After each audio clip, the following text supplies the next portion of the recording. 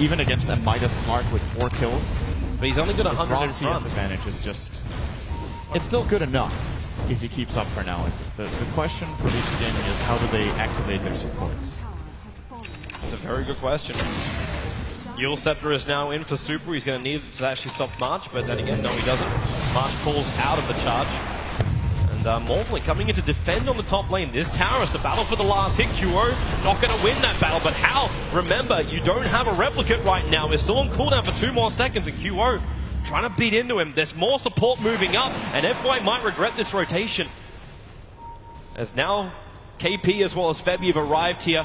How still being charged, so they keep that vision up. QO's making the move. There's that replicate, but how? Do they have enough control again? No waveform this time, and there's a 70% kicking in Fenrir. They're going to have some extra help. Ice, hook shotting in. KP needs to blink himself away, need more time. Shallow Grave, Witch Doctor, the Death Ward's going on Ice, but the Blade Mail turned on, the paralyzing cast. Fenrir in Super. They're basically holding hands to the back lines. The Shallow Grave is there for nuts, but his chance of survival is so low. Turns on the Restoration. They're novering up. They see Febby with a Light Strike Array. Barely missing from Super. So Morphling will drop, and in trade you lose your Spirit Breaker and your Witch Doctor. I think MVP are okay with this exchange. Considering how the whole fight developed, that could have gone way worse for them. It was fairly even. The experience is only different by maybe 300, 400. Gold only 200. That's from our teamfight recap. So it's not much of a difference. And now you actually get something like a Blink Dagger over on QO. You thought life was hard as a support before. It's about to get a lot harder. Yeah, I think if MVP could take that fight 5 times in a row right now, where they trade March and a support to kill the Morphling, I think they would win the game. Like, the entire win condition for VG Gaming is that this Morphling does get strong, as well as the Lina. And of course, Super did stay alive there. I think the kill did go to the Crystal Maiden on the Spirit Breaker. Yeah, it did. So he got none of the last hits there. But the Slark is starting to get a really solid grip on the game. That 1 kill on Morphling, you remember a moment ago I said Morphling was 100 ahead? He's 1,000 behind. That's the kind of shift you get from making a play like that. QO, as long as the Lina doesn't just blow him up in a combo, there's almost nothing countering him out. We see a quick Orchid here as well from KP. Very good item against both Morphling and the Lina, although she does have a Euls to be used defensively, of course. This gives them even more aggression when MVP looks for fights, but VG Gaming are the ones looking for it. A 3-man smoke move. They're going to walk into QO. He blinks himself forward right now and being bursted down. There goes your Slark with a Sonic Wave steal of Rubik. FY. As we said, never underestimate him, but now KP comes back for revenge for what was stolen. Febby can't move close enough to him, but March, he can. The charge comes forward, the comps get them back for now. Remember that Weaver's there, March being stunned, looking to play the Shallow Grave, keeping him alive for now. He goes for the ulti, but then the Yules up in the air. It's going to be the Queen of Pain. March still alive for the moment around the tree line. They do bring him down, but KP in real trouble. Sonic Waves in 1 second, he needs more time. Blink away to safety. He's bottling up, already used the 1 charges. He could turn, he's got Sonic Wave plus Scream of Armor hiding inside the tree line for the moment, but he'll blink in deeper. Meanwhile, Febby is actually chasing down Ice in the bottom river. That Urn charge, he's so low, but not low enough to find the kill. The Rocket actually scouts out Febby. Is it worth? No, he doesn't actually have Rock. Still on cooldown for 20 seconds, and the Rocket damage is not enough. A little bit of panic or miscommunication from VG Gaming there. They layered their stuns on the Queen of Pain, or rather the Lina stun and the Crystal Maiden Frostbite. If they combine those correctly, they do find that absolutely key kill, but still, they got the better exchange here. A lot of gold going their way, especially the Slark kill was really massive for FY. Being a low gold support, or actually, who got the last hit on him? I can't see that anymore now. I can't remember. I don't think it was FY himself. Anyway, who claimed that kill got quite a bit of gold out. Alright, I can't help you on that front. Fenrir. Well, no one will be able to help him in a moment. He's walking right next to QO. And then, well, there's your Dark Pack. How much damage have you got, Fenrir? Not enough to get the kill. So he helps himself with that Lincoln Sphere. 19 minutes up for Hal. A very nice timing for the Morphling and a lot more protection against his MVP lineup. But how much more does he need? Do we still go for that E-Blade? And is E-Blade actually going to do anything up against MVP? Yes, absolutely. Like, it makes Laguna Blade just destroy anyone. Until, of course, he gets the axe, then it's pure damage, then E-Blade doesn't amplify it anymore. But in either case, he's definitely going to have a lot of damage. It is, however, possible that he doesn't go for it at all. And what makes me think this is that he didn't skill Adaptive Strike. He actually took a point stats over it. He's level 11 with a 4042 build. So you turn it more into a fighter build, something more like a Skadi? Or? I'm guessing so, and that they feel like they have enough magic damage alone with all of their other heroes, which, you know, it's kind of that thing, you want to find the right balance between spell burst and having physical carry late game. And a lot of the time the E-Blade is just very powerful, but the more I think about it, the better it probably is to just go for a combat build this time around. Charges coming down. We might actually see Crystal Maiden getting popped. Kuro just catching Fenrir out of position. He was moving up into his own jungle. That leash is holding him a little bit too much longer. And then Clockwork while Kuro breaks free of the sun almost instantly. And with the Orchid on Ice, they don't want to throw in anything more apart from the Death Ward. But Kuro coming back in the fight. Ice's almost down, but still alive until KB finally puts him in the grave. 1-for-1 trying for March. Looking for the oldie, and there's your Sonic Wave. He's still got Nether Strike, but Super with the strike there is going to keep him now. In fact, the Linken's been triggering, blocking it. It's a 2-for-2 trade-off, and Kuro is still alive. Blinks away to safety. Hao not attacking him, so not putting that Blink Dagger back on cooldown.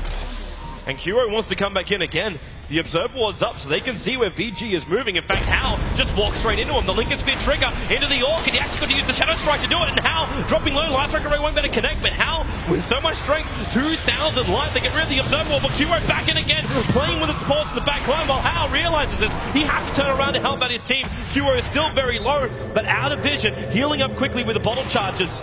Fenrir back already, but Super Kuro, yeah, that's not going to happen. If he actually would have gone for that, this guy plays cool. He is exceptionally good as Lark, by the way. I think he's one of the best players in the world on this hero. He's shown it time and time again. How good he is at getting in and out of fights and really evaluating how far he can stretch before he has to go back out and regen. This fight, he makes the right call not to chase one more time onto the Lina. He would have pretty much surely died. But his pressure onto the VG supports, the second he did that, like, you saw Morphling. Hao was almost certain he was having himself a kill right there, and then realized he has to turn around and help out the rest of his teammates. That pressure from Slark. You're always looking behind you. March should be doing the same thing as he's about to get initiated on. There's still 1,700 life to get through. Yule's into the Light Strike, plus Laguna Blade. It sounds like a lot, but it really isn't when you have that much damage on Vici. But then you have Alina, and then 1,700 is not much. And there's 400 gold from the Ags. So the Super's about to get a big upgrade with his ultimate. I'm wondering if Vici Gaming are expecting that a BKB will come out sometime soon. It looks like the Queen of Pain actually is building one, so that's going to be very nice for dealing with KP.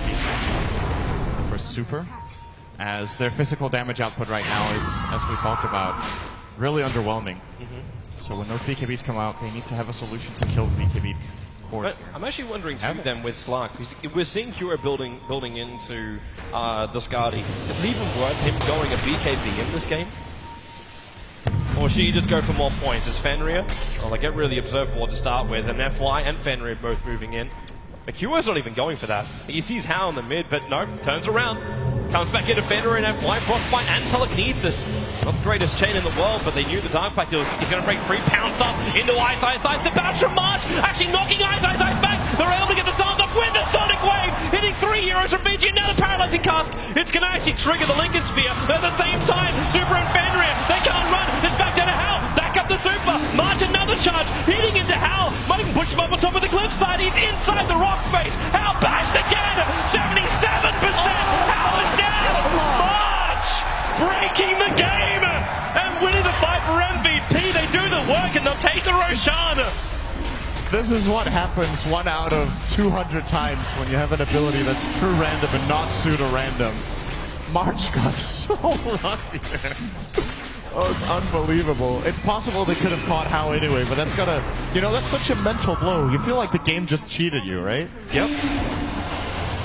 You had this Morphling, you had a Linken Spear. The sad thing is, too, the Paralyzing Cask works so well against it. It triggers a Linken Spear, but it doesn't actually stop the cask from bouncing. So it bounces up and then straight back down. He still gets stunned. The Linken Spear actually became a non-factor. Apart from stats and regen. That's all it was. That was such a good cast. I think it got all the bounces off. It bounced between Lina and CM at least 3 times. It even came back down to the Morphling after they were looking for the kill.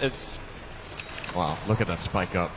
That's, for the first time in 24 minutes, the entire game, MVP are actually leading by a smidge on the gold, and the net worth up by 6,000 they gained during that last engagement. This is when you want to put on the pressure if you're MVP. Kuro is getting close to Skadi, and it's almost impossible for Vici Gaming to kill him twice. Wait a second, Lina went in a different direction. We thought she was going to go for the Axe. Yeah, hey, wait, what? It's a soul booster. Yeah, we disregarded the possibility of going for a Bloodstone. I definitely don't think this is an Octarine core for Super. Now, what's really interesting about this is that this makes BKBs on MVP so much better. Now Slark might actually consider it after his Scotty just to be completely invincible. March, gonna try and charge away, but Yulsa just gonna stop this one and then wait for March is dead. Hilariously enough, FY stole actually the worst ability you get in the game, which was the empowering haste at the start. So SB triggered it. You're right, like he actually keeps the passive from this at least. No, it's not. It's not very good. No, it's not.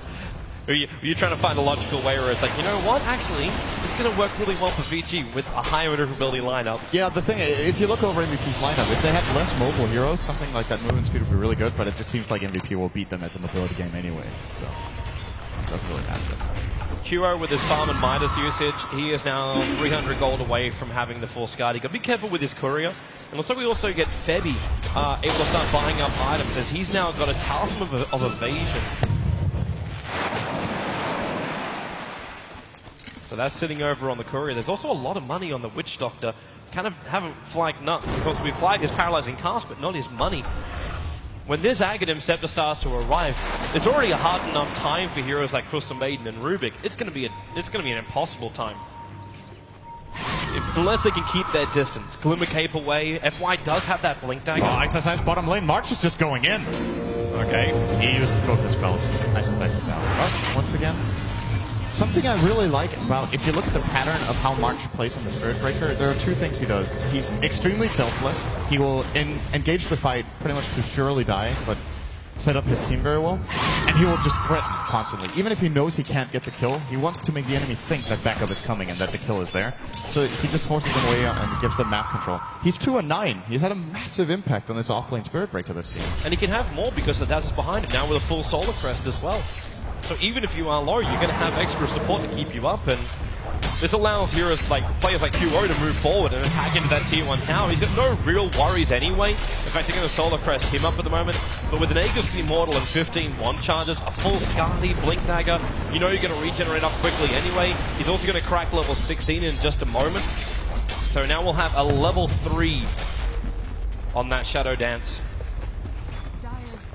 VG Gaming are in such a rough spot. They need a fantastic fight. They need Hal to do something more, and Ice not to die. The charge is coming in. Light Strike Array will be there on QO, but the charge comes in, and March, where does he want to go? That Nether Strike, he actually has it, and with a Sonic Wave, they find the kill on the Clockwork. March, though, Lacuna played it down. There was no Shallow Grave to save him. Now Hal to the front line. Nuts, he's going to be Shallow Grave into that Death Ward. How much damage? Not enough. The cast actually stolen by FY, and it's messing with MVP's fight. We do have the Aegis Immortal triggering, which means QO will be back to all the living, and they look for the permanent stunts if they can get him. Pounce up and away. QO into the trees, regenerating 134 life per second. Ice, no hook shot, and QO and KP, they just blink themselves and pounce away to safety. They bail out that VG fight.